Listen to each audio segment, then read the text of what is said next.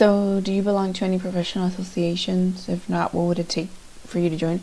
I've actually been looking into ASCA, being an ASCA member.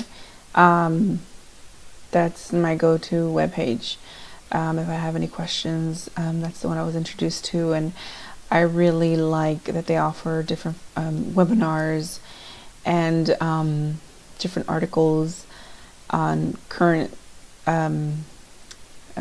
issues coming up with school counseling. I follow them on Facebook, and I'm kind of excited to join them. I'm a bit of a nerd when it comes to that stuff.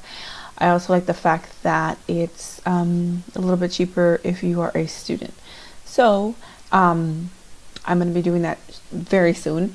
So it doesn't take much for me to want to join. I'm going to do it regardless. So, yeah, I can't wait to be a part of that and get everything going and just be a lifelong learner when it comes to school counseling.